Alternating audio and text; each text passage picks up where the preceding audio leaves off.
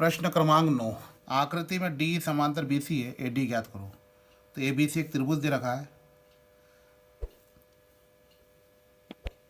D एक रेखा है जो बीसी के समांतर है और ए बी को बिंदु डी पर और ए सी को बिंदु ई पर प्रतिच्छेद कर रही है।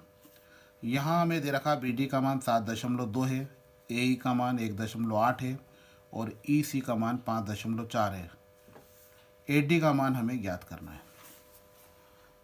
तो हम जानते हैं त्रिभुज एबीसी में चूंकि डी ई समांतर है बीसी, तो जब किसी त्रिभुज की एक भुजा के समांतर एक रेखा खींची जाती है तो यह रेखा अन्य दो भुजाओं को समान अनुपात में विभाजित करती है।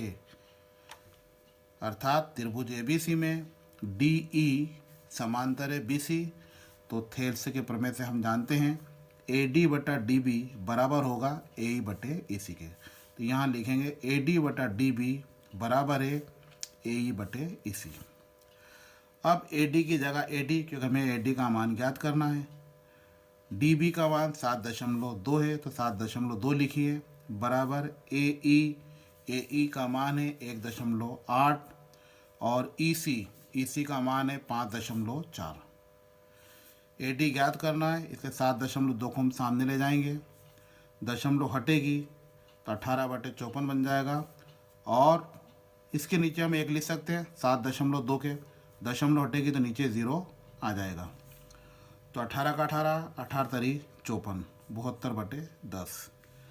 अब 3 से भी कट जाएगा, 3 दूना 6, 1 पे 2, 3 चौक 12, 24 में 10 का भाग देंगे तो 2.4, तो ए डी का मान आएगा 2.4। प्रश्न क्रमांक 9 का अथवा 10 मीटर लंबी एक सीढ़ी एक दीवार के आधार से टिकाने पर भूमि से 8 मीटर ऊंचाई पर स्थित एक खिड़की तक पहुंचती है। दीवार के आधार से सीढ़ी के निचले सिरे की दूरी ज्ञात कीजिए। कहने का मतलब ए बी एक 8 मीटर ऊंची दीवार है जिस पर यहाँ ए पर एक खिड़की लगी हुई है और खिड़की के सहारे एक 10 मीटर लंबी सीढ़ी रखी हुई है। हमें सीढ़ी की दीवार के निचले सिरे से दूरी अर्थात आधार का मान ज्ञात करना है। तो मान लीजिए एबीसी एक त्रिभुज है, ये आधार मान लीजिए, ये इसका निचला सिरा सीढ़ी का और ये खिड़की है।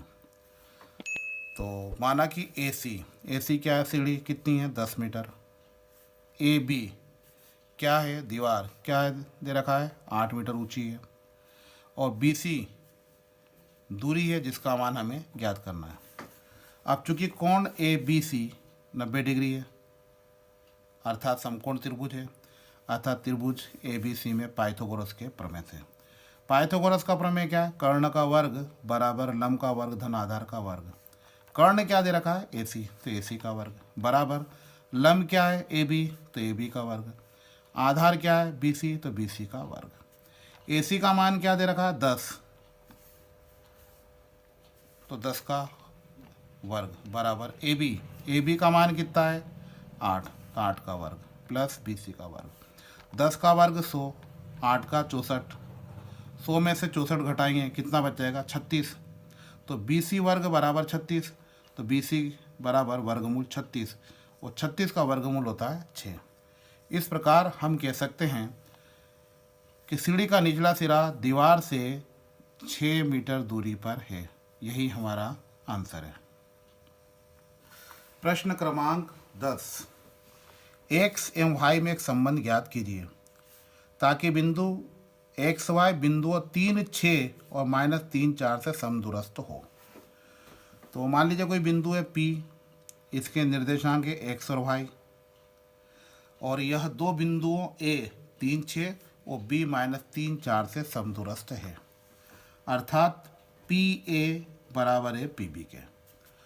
तो सबसे पहले मान लेंगे, मान लीजिए P का मान या P के निर्देशांक एक्स वाई है, A के निर्देशांक 3, 6 है, B के निर्देशांक -3, 4 है। तो चूंकि प्रश्न में दे रखा है बिंदु एक्स वाई अर्थात P से 3, 6 और -3, 4 अर्थात A और B समदूरस्थ है P से, तो PA का मान बराबर होगा PB के। तो प्रश्नानुसार PA बराबर PB। अब पी ए क्या है, ये दो बिंदुओं के बीच की दूरी है, तो दो बिंदुओं के बीच की दूरी का सूत्र under root x2 minus x1 का square plus y2 minus y1 का होल स्क्वायर बराबर पी बी, ये भी दो बिंदुओं के बीच की दूरी है, तो हम लिखेंगे under root x2 minus x1 का whole square plus y2 minus y1 का होल स्क्वायर।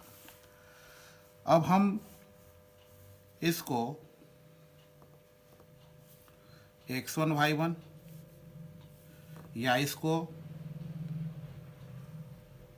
x1 y1 और इसको x2 y2 मान लें, तो x2 माइनस x1 तो क्या बन जाएगा, ये x2 माइनस x1 तो x माइनस 3 का square plus y2 minus y1, क्योंकि ये y2 है और ये y1 है, तो y माइनस 6 का होल स्क्वायर बराबर x2 माइनस x1 तो x माइनस 3 का स्क्वायर, तो माइनस माइनस क्या बन जाएगा प्लस, तो x प्लस 3 का स्क्वायर प्लस y माइनस 4 का स्क्वायर।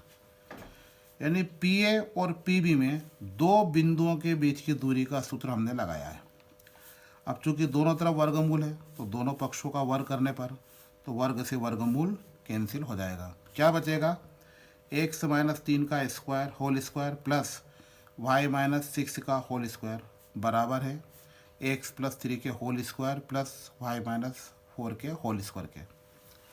अब x माइनस 3 का स्क्वायर, तो इसको a और इसको b मान लें, तो a माइनस बी का होल स्क्वायर का सूत्र लगाएंगे, तो a स्क्वायर यानी एक्स स्क्वायर बी स्क्वायर अर्थात 3 का स्क्वायर माइनस के 2ab, a से मतलब है हमारा x और b से मतलब है 3, क्योंकि यहाँ हमने a माइनस बी के होल स्क्वायर का फार्मूला लगाया है, तो a square B square minus के 2ab प्लस इसी प्रकार इसको a और इसको हम b मान लें, तो बन जाएगा a square plus B square minus के 2, a मतलब y b मतलब 6 बराबर, यहाँ हम a प्लस b का फार्मूला लगाएंगे, तो क्या होता है formula a square plus B square plus के 2ab प्लस y माइनस 4, तो यहाँ a माइनस बी का फार्मूला लगाएंगे, तो a स्क्वायर यानी y का स्क्वायर प्लस b स्क्वायर यानी 4 का स्क्वायर माइनस के 2a और ये b।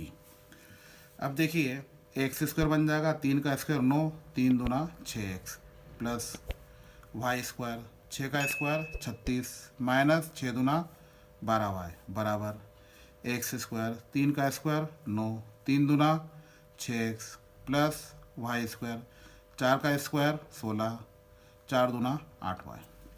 अब एक्स स्क्वायर इधर भी एक्स स्क्वायर दोनों बराबर इसलिए कैंसिल हो जाएंगे।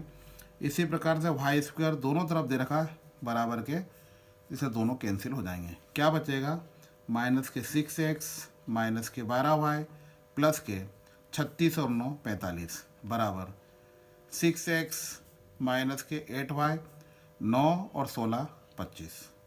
अब सभी को हम एक तरफ लेंगे तो माइनस 6x इधर जाएगा तो माइनस के 6x माइनस के 12y ये इधर जाएगा तो प्लस के 8y पहले से हैं 45 और 25 इधर जाएगा तो माइनस के 25 बराबर 0।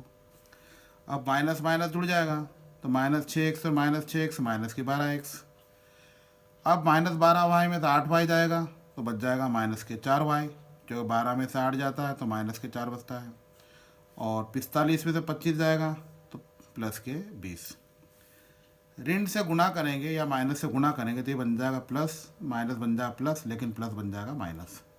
इसको शॉर्ट या छोटी करने के लिए 4 से डिवाइड करेंगे, 4 से भाग देंगे, 4 तरी 12, 4 एकम 4, एक लिखा नहीं हमने, और 4 पंजे 20। या इसको हम लिख सकते हैं 3x धन y बराबर 5। यही हमारा आंसर है। अगला प्रश्न देखिए, प्रश्न क्रमांक 10 का अथवा k का मान ज्ञात कीजिए यदि बिंदु A 2 3, B 4 के एवं C 6 - 3 समरेख हैं। तो इसको हम देंगे, मान लेंगे माना कि ये 2 3 ये x1 y1 है, B 4 के ये x2 y2 है और C 6 - 3 x3 y3 है। अब हम जानते हैं दिए गए बिंदु A B C समरेख होंगे ना, कोलिनियर होंगे। कब? यदि उनसे बने त्रिभुज का क्षेत्रफल 0 हो। जब दिए गए तीनों बिंदुओं से बने त्रिभुज का क्षेत्रफल 0 होता है तब हम कहेंगे कि दिए गए बिंदु समरेख हैं। लेकिन हमें यहाँ समरेख हैं तो के का मान ज्ञात करना है, तो हम लिखेंगे त्रिभुज का क्षेत्रफल 1/2 x1 कोष्ठक के अंदर y2 minus y3 plus x2 y2 y3 minus y1 plus x3 y1 minus y2 बराबर 0। क्योंकि हम जानते हैं दिए गए बिंदु समरेख हैं, इसलिए त्रिभुज के क्षेत्रफल का मान 0 होगा। अब 1/2 x1 का मान कितना दे रखा है, x1 का मान दे रखा है 2, y2 का मान कितना दे रखा है k माइनस y3 का मान कितना दे रखा है माइनस के 3 प्लस x2 का मान कितना दे रखा है 4, y3 का मान दे रखा है माइनस के 3 माइनस y1 का मान दे रखा है 3 प्लस x3 का मान कितना दे रखा है 6 लिखेंगे। y1 माइनस y1 का मान कितना है 3 माइनस y2 का मान कितना है k बराबर 0। कहने का मतलब ये है कि जो सूत्र लिखा हुआ है, इस सूत्र या फार्मूले में x1 x2 x3 y1 y2 y3 के मान हमने रखे हैं। अब देखिए माइनस माइनस बन जाएगा प्लस, तो 2k प्लस 3 प्लस के 4 माइनस माइनस जुड़ जाएंगे, 3 और 3 माइनस के 6 प्लस के 6 3 माइनस के बराबर 0। ये खोलेंगे तो बन जाएगा 2k, 3 दूना 6 चौक 24 प्लस माइनस बन जाएगा माइनस 6 3 18 और 6 का k में करेंगे माइनस के 6 के। अब देखिए 18 और 6 क्या होते हैं 24, तो 2k माइनस के 24 और 18 और 6 1/2 2k माइनस के 24, 18 और 6 24 माइनस के 6 के, प्लस माइनस कैंसिल, तो 2k माइनस 6 के बराबर 0। तो 2k में से 6k अर्थात 6k में से 2k जाएंगे तो माइनस के 4k। तो चूँकि 1/2 और 2 बराबर नहीं 0 के, तो 2 का सामने हम गुणा कर देंगे, तो बन जाएगा माइनस 4 के बराबर 0। माइनस से गुणा करेंगे तो माइनस बन जाएगा प्लस, तो 4 के बराबर 0, तो k बराबर 0। इस प्रकार k का मान अगर दिए गए बिंदु समरेख हैं तो k का मान होगा 0। यही हमारा